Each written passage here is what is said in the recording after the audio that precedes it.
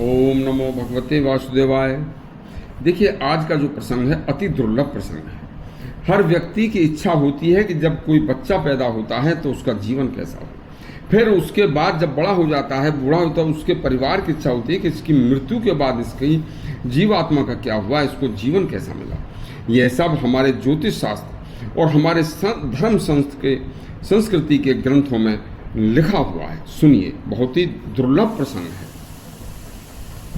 मृत्यु के बाद मरने वाले को जीवात्मा को किस योनि में जीवन मिला, उसकी जीवात्मा का क्या हुआ। हमारे सनातन धर्म में ज्योतिष शास्त्र तथा जन्म कुंडली का भारी महत्व है। बस जरूरत है इस विद्या को पूर्ण रूपेण जानने वाले विद्वान की। इस विद्या की गणना ठीक से जो करना जानता हो वह 100% सत्य बता सकता है कि मरने वाले की मृत्यु के बाद उसकी क्या गति हुई और जो बच्चा पैदा हुआ है इसका संसार में व्यवहार, इसका लोक जीवन कैसा होगा। सुनिए, नंबर 1, जन्म के समय जिस बच्चे की कुंडली में कहीं पर भी यदि उच्च कर्क राशि का बृहस्पति स्थित हो तो मृत्यु के बाद उसकी अंत्येष्टि बहुत बड़ी धूमधाम से होती है तथा उसका अगला जन्म बड़े ही उत्तम कुल में जन्म होता है। नंबर 2, जन्म के समय लग्न में उच्च कोटि का, उच्च राशि का चंद्रमा हो तथा कोई पाप ग्रह उसे न देख रहा हो तो मृत्यु के बाद उस बच्चे की बड़ी सद्गति होती है तथा पीछे वह व्यक्ति भारी कीर्ति छोड़कर जाता है।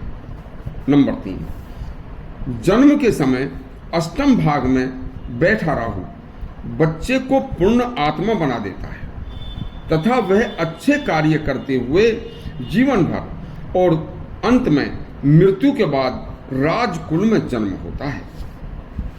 नंबर 4, जन्म के समय अष्टम भाव पर मंगल की दृष्टि हो तथा लग्न में भौम नीच शनि की दृष्टि हो तो ऐसा व्यक्ति मृत्यु के पश्चात रौरव नरक में जाता है और जीवात्मा जीवन भर दुष्कर्म करता है। नंबर 5, अष्टम में शुक्र पर गुरु की दृष्टि हो तो ऐसा मनुष्य मरने के बाद वैश्य कुल में जन्म लेता है।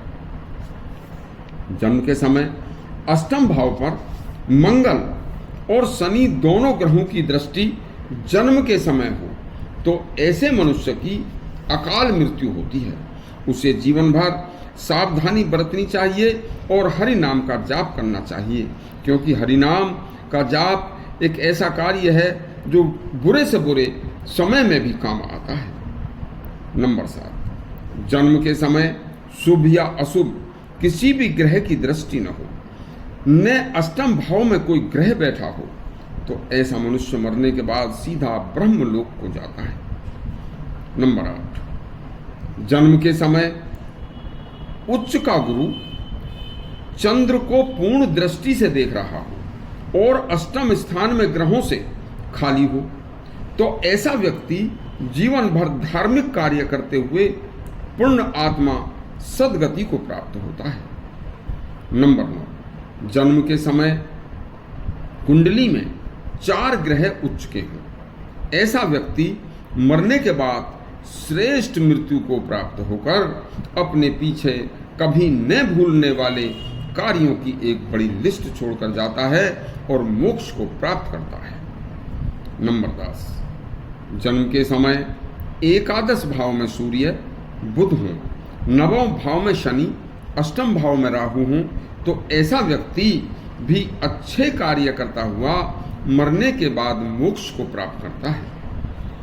नंबर 11, जन्म के समय यदि द्वादश भाव शनि राहु केतु से युक्त हों, फिर अष्टमेश में से युक्त हों तथा छठे भाव से दुष्ट हों तो ऐसे मनुष्य की मरने के बाद बड़ी दुर्गति होती है, ऐसा शास्त्र कहता है।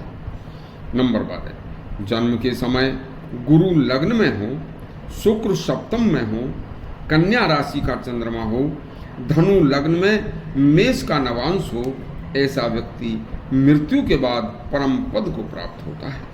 नंबर 13, जन्म के समय अष्टम भाव को शुरू गुरु अष्टम भाव को गुरु, शुक्र, चंद्र तीनों ग्रह देख रहे हैं। ऐसा मनुष्य मृत्यु के बाद श्री हरि के चरणों में स्थान पाता है। ऐसा हमारे ज्योतिष शास्त्र व आर्य ज्योतिषियों का, ऋषियों का कहना है।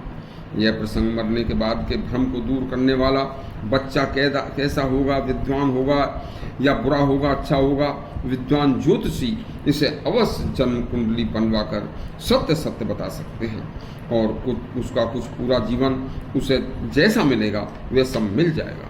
यदि आपको हमारे प्रसंग अच्छा लगा हो तो हमारा चैनल सब्सक्राइब करें और घंटी दबाएं। धन्यवाद।